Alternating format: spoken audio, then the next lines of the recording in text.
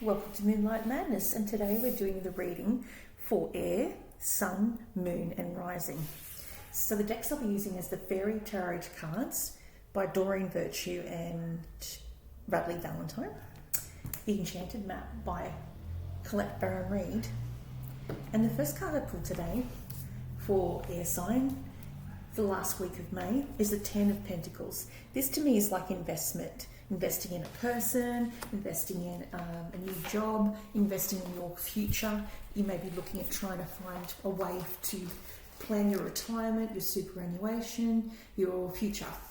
And it talks about the security of your family trees, financial security and inheritance. Family connections are very important, and you need to honour your heritage and be proud of who you are. Share your history with your children, with younger family members. Embrace positive and release the negative. Invest in plans for your future healthcare. The card crossing you is the 7 of Pentacles. This card reminds me of a picture of my uncle when he was 6 or 7. Very similar photograph of him. Looks like him anyway. And it talks about the planning. You're growing. A fruit ripens on the vine. It's a rest card. It's talking about resting before moving into the fray, before moving into a new job or a new life experience. It says you need to slow down, slow moving energy. The pace is quicker than you realise. Be patient, harvest will come in. Note improvements or adjustments to your flow. In the past, you've got the Chariot card. That's a Sagittarian card. It's 7. The 7 represents success in the past from dedication and self-discipline and celebrating your accomplishments. It can also talk about self-control, trying to stay centered by driving the opposing forces of light and dark, by steering through the middle. Maybe you were in a spotlight and you were drawing attention to yourself and you felt awkward. Just be genuine and optimistic in your interactions with people and public, and your confidence will shine through as your confidence increases. In the recent past, you've got the Queen of Pentacles. This is to do with Taurus, Capricorn, Virgo energy. They're very generous, they're stylish, they are practical, they have respect on how to proceed. They like to do interior design. They might like plush fabrics like velvet, tapestry, brocade, all beautiful fabrics they like to work with. So it's a Taurus, Virgo, Capricorn energy. They're a wonderful parent. They're very slow moving. They are cautious in committing their feelings. They have a love of gardening. They are like a fairy godmother who cares for everyone, is generous and very giving. They love to make dreams come true. They have an ability to run a small company in a large household. They're decorating with passion and prosperity. The next card you've got, if you can see, is the life experience card. It's the Tower card. It's talking about a big tower moment. Could be moving house, moving country, moving state, moving city. A life experience could be a shocking incident that happens to you. So if you're an air sign, a death in the family, a marriage, a divorce, something that's quite shocking. An accident. It can also represent an accident. So a drastic change is needed. It's constant. What transactions or transitions do you see planning in order to continue on your path to success? Watch the skies for challenges, moving house. 8 of Cups is the next one. It's up in the near future. And it talks about packing up your bag and heading off into the sunset. Possibly a relocation or a job change. Decision to leave a situation that is no longer for your highest good has not been pushed on you or forced upon you. It's a relief. You want a new adventure. Take that holiday. Take daily steps or giant steps until the changes you require are in place. Evaluate your situation honestly and openly and move forward. Don't panic. You are ready. Then we've got the Sun energy. This is the best card in the zodiac. This is like the happiness card. And it also talks about being on the horse is usually fast-moving energy. So the unicorn is all about, study. The unicorn is also about purity of thought. The sunflowers represent happiness, but also you are getting lots of attention. You've got lots of admirers around you, air signs, sun, moon, and rising, because all the sunflowers always face to the sun, and you're the brightest object in the room, being the unicorn with the golden horn. With golden horn. There's 2 horns in that picture there. One, the guy's blowing on the back, and the other one's the horn that distinguishes whether you are trustworthy, whether you are pure of heart. And it also used to be used in the days of the kings and the queens when they would drink from the horn of a unicorn to see if there was poison, so you could tell who was trying to get rid of the current king or queen. So it's talking about a lot of happiness, and it's saying that you're going to move forward. It's a return to good health and new ideas that lead to wonderful opportunities. The world needs to know your name.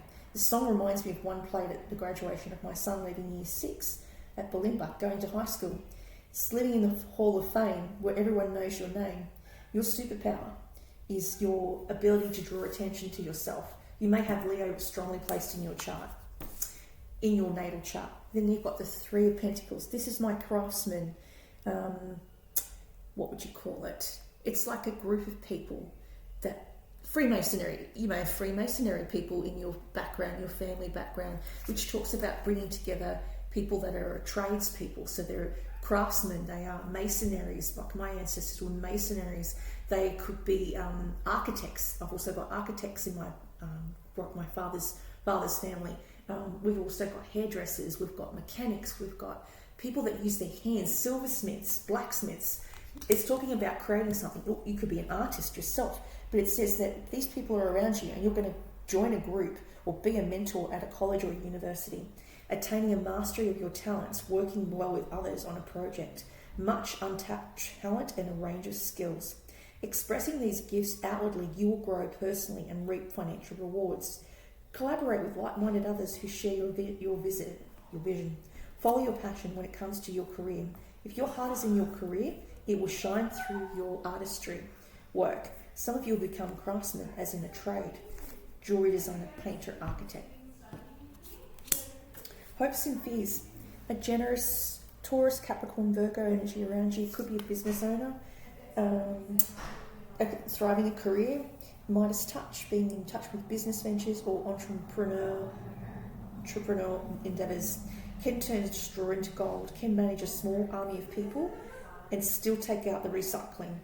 Charming, loves finer things in life and a hard worker, outside and inside. Working hours, either at an office or on the road. The Wheel of Fortune is the final outcome. A new car or travel. New doors are going to be opened for you. This can also say 1 calendar year things will turn around for positive changes. Delays are over. Time to get busy. A magical time for you and some much needed changes, synchronicities. Good luck all around and seeking out answers to questions, surrounding yourself with positive people who cheer you on. And this is the last deck I'll be using, is the Enchanted map. Here's the Oracle cards. Background noise. I'm in the library. It's the last place I could think of doing something that wasn't kind of, well, it could be quiet. We've been hardly anyone here. So, some of the people I live with sleep at funny hours, so I'm over here for that reason.